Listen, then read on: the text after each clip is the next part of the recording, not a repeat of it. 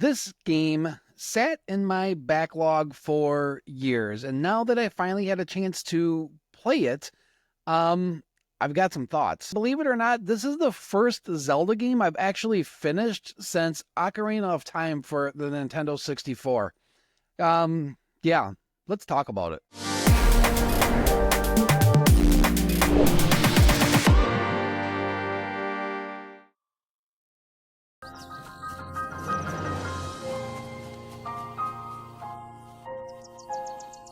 So anyway, yeah, you heard it right. Breath of the Wild has been sitting in my backlog for quite some time now. I actually own a copy of it on the Wii U, and I didn't get my Switch till way later in the game. And I've probably started this game like, I don't know, two or three different times before I actually sat down and stuck with it. And now that I finally rolled credits, I've got a lot to say. This isn't going to be like a full review. I just really needed to get my thoughts out there for this game. I really wanted to talk about how it changed my perspective on open world games and if it was worth the wait. So why did it take me this long to play Breath of the Wild? First off, I'm not a huge fan of open world games with all the endless checklists and the kind of aimless wandering. Just, I'd never felt like I had enough time to play something like this. And not knowing what to do in games nowadays kind of scares me because I just don't have as much time as I'd like to put into some of these open world games. But what really changed my mind is I actually played this live on stream and really built a community. So it was like playing with a whole group of friends. And to be perfectly honest, I don't know that I would have stuck with it if it wasn't for playing on stream and having people kind of tell me what to do or suggesting things I should go do first or second. That really did help a lot, but it also really did change my mind on these big open world adventures. And it just kind of finally clicked for me. Right from the start, I knew this wasn't your normal Zelda game. I guess there weren't any big tutorials,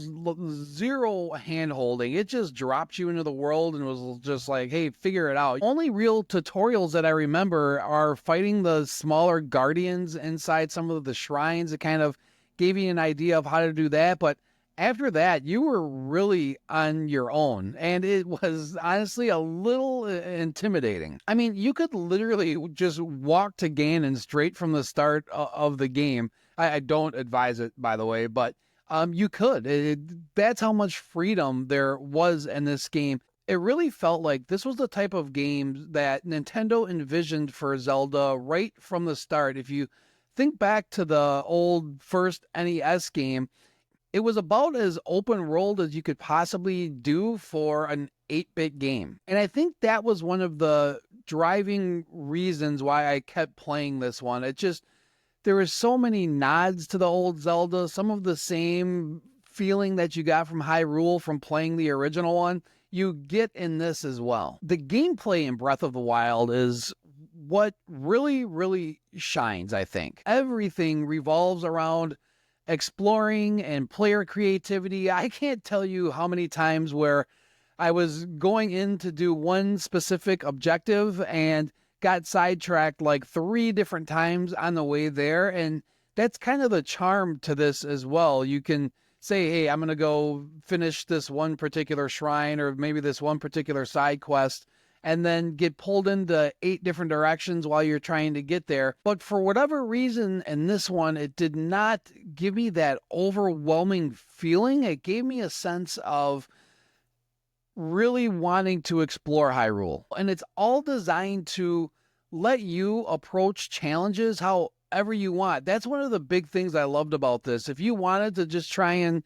sneak around and be stealthy Archer Link, you totally could. Or if you wanted to just go into it head on and fight everybody with your sword, you could try it. It's not super well advised, but yeah, the options are endless, and there's just all kinds of different ways, especially as you start to get some of the guardian powers. Then the game really opens up for more exploration. It almost feels like you're cheesing it at some points because it seems like, man, you feel like, am I actually supposed to be completing this objective in this way? But it lets you, it gives you that freedom. And that's what has really started to open my eyes towards maybe looking into more of these open world games. Story wise, I found it pretty different from past Zeldas as well. Instead of a linear adventure, you can complete this game in any order you like. And not only can you do it in whatever order you like, it lets you. So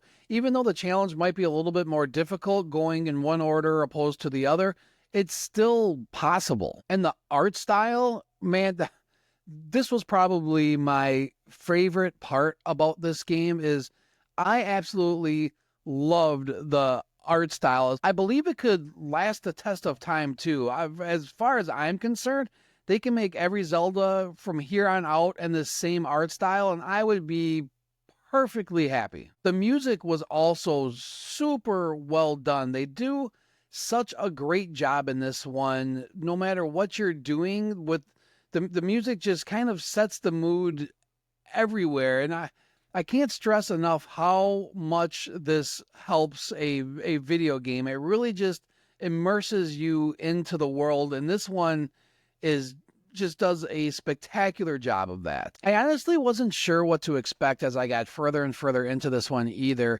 I guess I really didn't know what an open world game was, and maybe this one is different than others.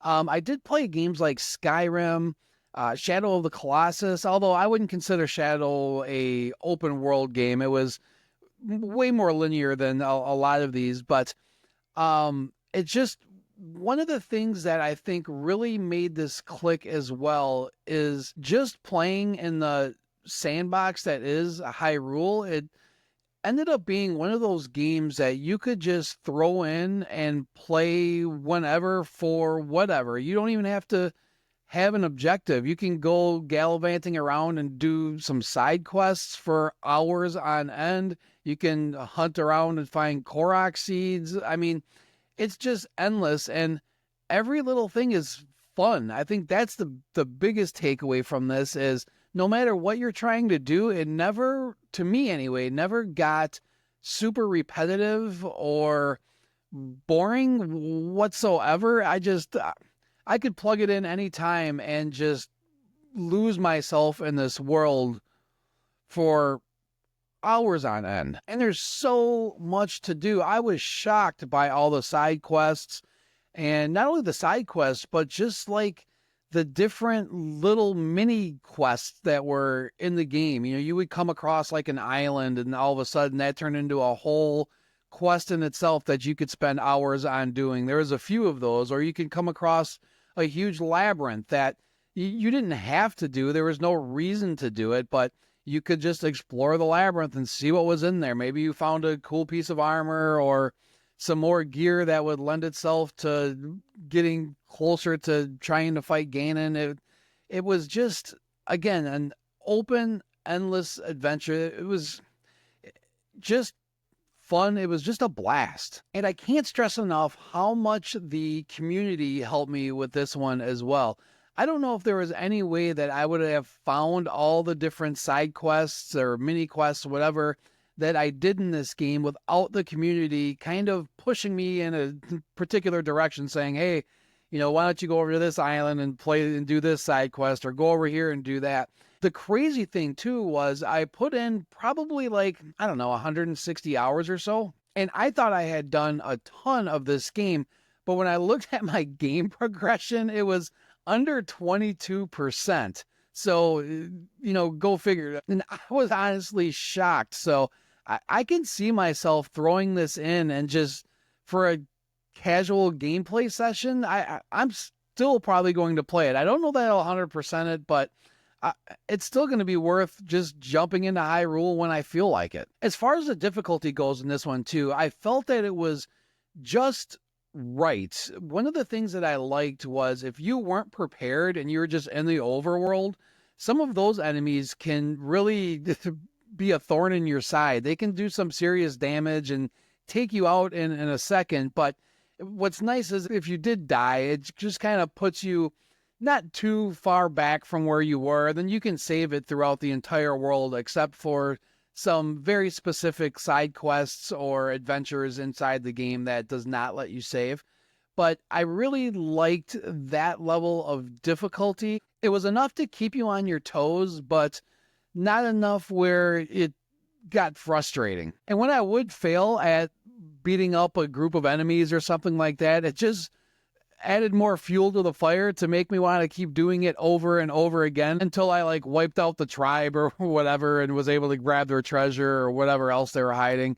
It just, there was this old school Nintendo feel of one more time, one more time, one more time, and just wanting to complete that one particular objective. I love how they handled the divine beasts as well. They were basically your labyrinths, I guess, for the lack of a better term. And none of them were too long, and those battles could be pretty difficult if you weren't well equipped to handle it. Now, again, I was lucky with the community kind of pushing me in the right direction or giving me hints on, hey, you should, gear up with lightning arrows, or you should make sure you have this suit of armor before you go in there. That helped a lot. If I had one nitpick about this game, I guess I was a little disappointed in the level of difficulty for Ganon, the final Ganon boss. I thought he was a little easy. I was able to finish him off my first time through.